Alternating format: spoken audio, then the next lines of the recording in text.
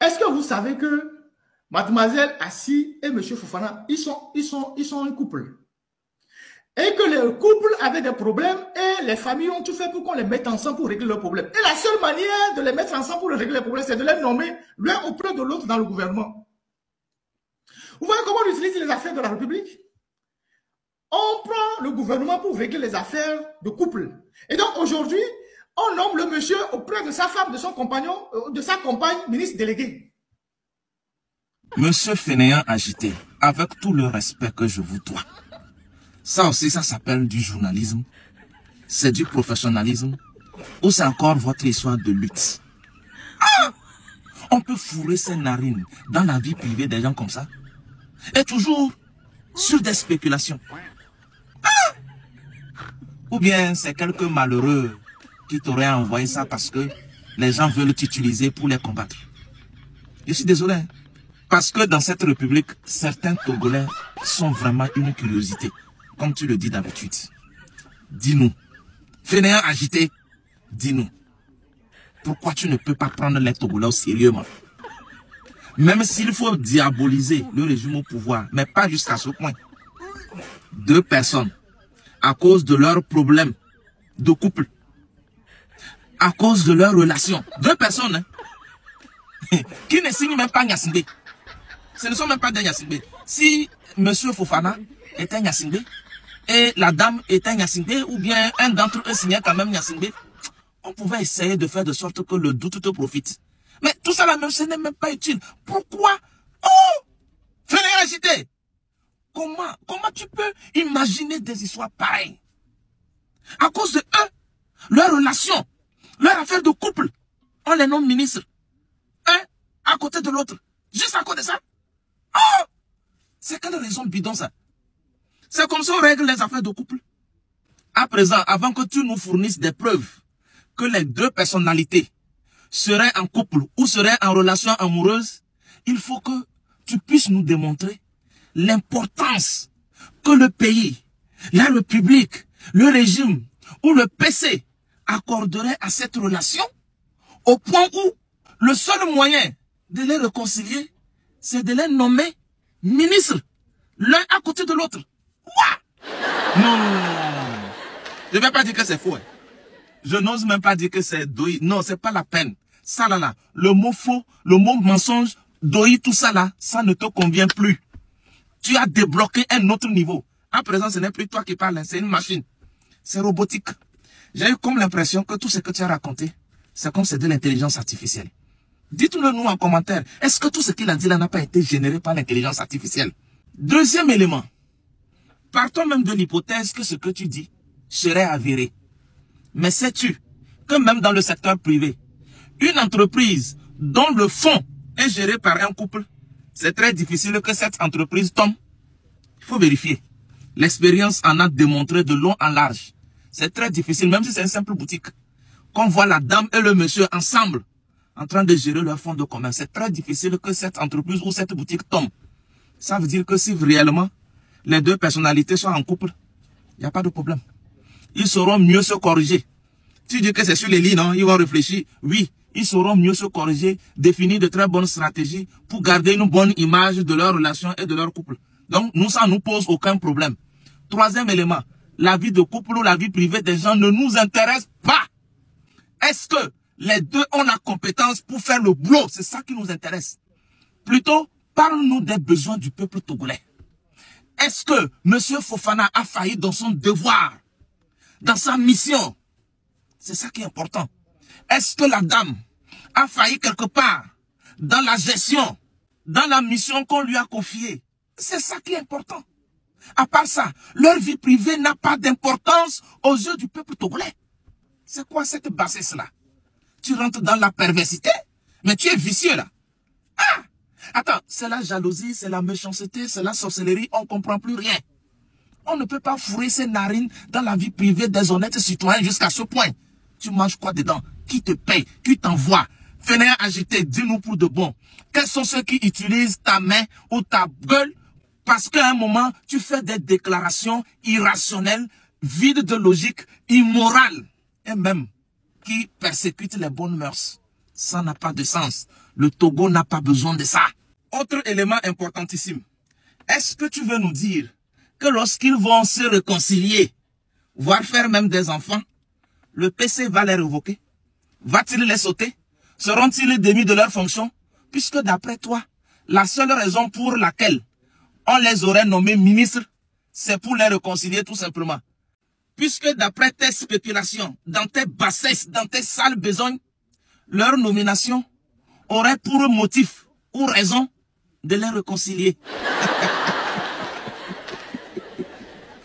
Non, je suis désolé, j'ai beaucoup de respect pour toi, sinon je dirais que tu es trop bête. Mais comme je te respecte, je ne vais jamais dire que tu es bête. Alors, peuple togolais, nous avons donc une mission. À partir d'aujourd'hui, nous allons surveiller la dame. Lorsqu'on verra qu'elle est enceinte, après son accouchement, on va faire le test d'ADN.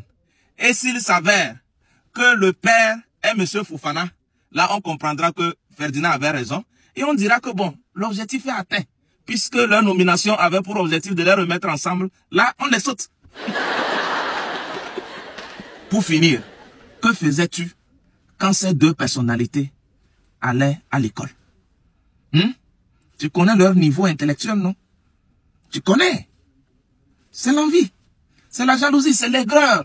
Moi, je ne vous cesserai jamais de vous dire la vérité. Comment on peut tomber aussi bas que ça? Et c'est ça qu'on appelle journaliste. Moi, je vous ai dit, c'est un bérétiste. Et il est dans les bérets. Amron avait raison. On n'en a rien à foutre de la vie privée des gens. Qui couche avec qui entretient des relations avec qui. C'est pas ça normalement notre problème. Ce n'est pas en dénonçant cela que les routes vont se construire. Ce n'est pas en nous concentrant sur ces bérets-là que les écoles vont se construire, que les hôpitaux vont s'équiper. Non. Et souvent, moi j'ai l'impression, quand j'analyse la situation, que cela concourt à divertir les Togolais. C'est la diversion. Ce genre de sujet, on les balance au sein de l'opinion pour que les Togolais laissent l'essentiel pour se concentrer sur les futilités. Pendant des jours, nous mettons des heures, des semaines à discuter de la vie privée d'une personne ou des personnes. On n'en a rien à foutre en vérité. Ministre des Travaux publics, maintenant le nom ministre délégué auprès d'ADG. Je vais revenir sur le cas d'ADG tout à l'heure. Je sais que c'est le cas qui vous intéresse. Je vais vous dire pourquoi il a des soucis. Et donc, il y a ce cas-là. Il y a un autre couple. Le couple Assi Fofana. Le Togo, c'est un pays incroyable. C'est un gouvernement, ce gouvernement que vous voyez là, c'est un gouvernement de copains et de coquins. Déjà que dans le gouvernement, vous avez certains ministres qui sont des beaux de Faure Gnassingbé. Le ministre de l'Agriculture, par exemple, M. Bengbeni, c'est un beau de Faure Gnassingbé parce que sa femme, c'est la sœur de Faure Gnassingbé, la sœur de Pacha.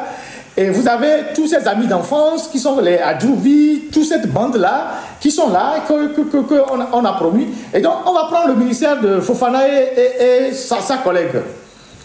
Et je vais vous dire quelque chose qui va vous étonner sur ces deux-là. Alors, mademoiselle Assi ou madame Assi, Mazamé Sow, je ne sais pas comment elle s'appelle, elle est ministre du développement à la base, chargée de machin, tout ça. C'est un ministère de nomination très long. Et dans l'ancien gouvernement, on avait nommé auprès d'elle M. Fofana Fad ou quelque chose comme ça, voilà. On avait nommé Fofana Fad auprès des ministres délégués auprès de la ministre Assi. Est-ce que vous savez que c'est un couple? Les Togolais. Est-ce que vous savez que les deux là, c'est un couple? Est-ce que vous savez que ce sont des compagnons?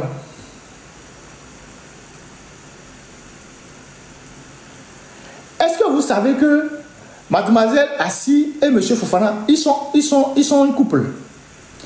Et que le couple avait des problèmes et les familles ont tout fait pour qu'on les mette ensemble pour régler leurs problèmes. Et la seule manière de les mettre ensemble pour régler les problèmes, c'est de les nommer l'un auprès de l'autre dans le gouvernement.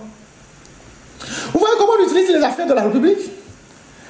On prend le gouvernement pour régler les affaires de couple. Et donc aujourd'hui, on nomme le monsieur auprès de sa femme, de son compagnon, de sa compagne, ministre délégué.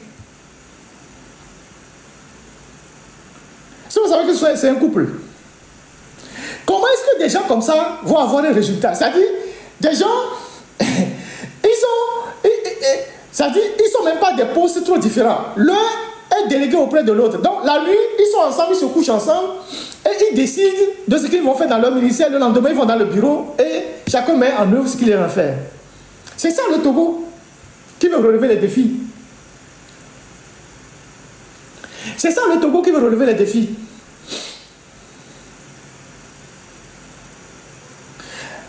Ça, c'est aussi leur cas. Après, il y a Bawara.